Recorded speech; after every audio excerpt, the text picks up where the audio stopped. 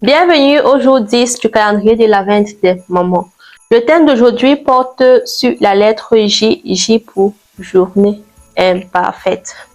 Il y a des jours où tu as l'impression que le ciel te tombe dessus, rien ne va, tout ce que tu as planifié tombe à l'eau. Tu te demandes que mais pourquoi moi, pourquoi aujourd'hui? Tu commences à pleurer, à te lamenter. Sincèrement, je suis persuadée que tu as déjà vécu une journée pareille.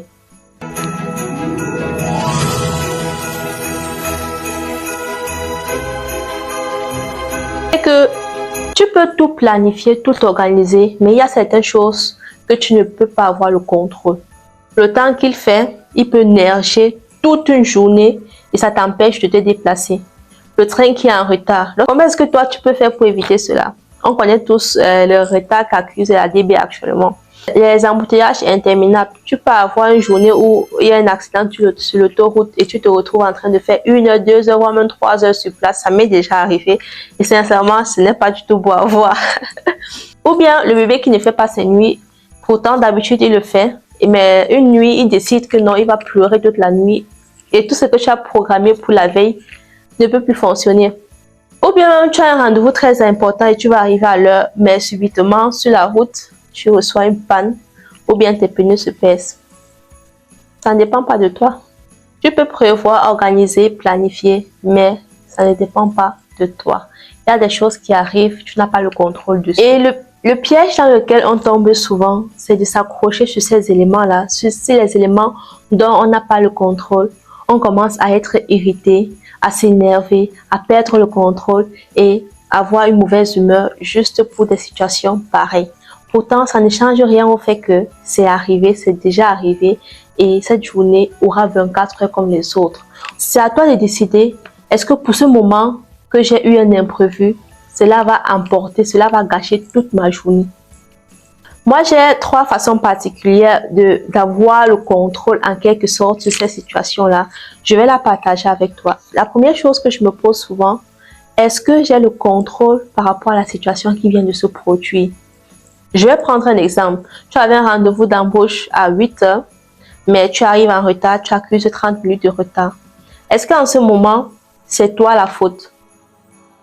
Non, ok, le train arrive en retard, le train a accusé 1 heure, 2 heures de retard, alors ce n'est pas ta faute. Tu ne pouvais pas faire autrement.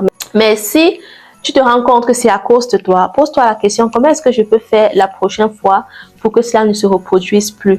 Ne porte pas le poids des choses que tu ne peux pas contrôler.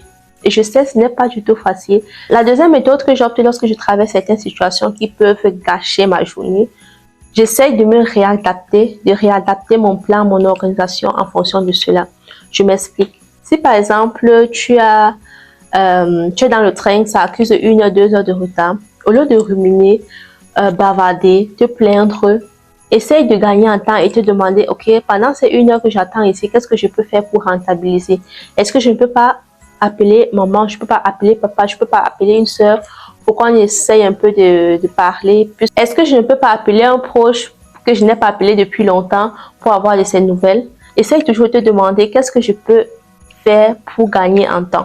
La troisième chose que je fais généralement lorsqu'une journée est difficile, c'est me poser la question, quelle est ma priorité? Quelles sont les priorités que j'aimerais terminer avant la fin de la journée? Ça m'est déjà arrivé que bébé n'a pas fait ses nuits et la liste des choses que j'ai prévu faire au petit matin, je n'ai pas pu toutes les faire. Du coup, je me pose la question, qu'est-ce que je priorise pour cette journée qui est assez courte?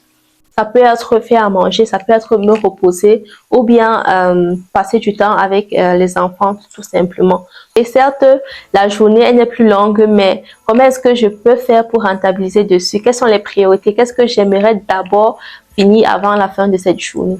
Il y a des journées imparfaites, des imprévus, des moments difficiles qui sont en réalité des protections déguisées, des protections divines.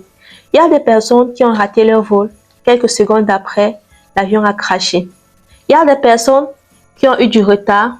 La voiture, le taxi, la moto qu'ils devaient prendre s'est renversée quelques mètres après. Il y a des personnes qui ont raté des entretiens d'embauche, mais ont eu un meilleur job quelques mois plus tard.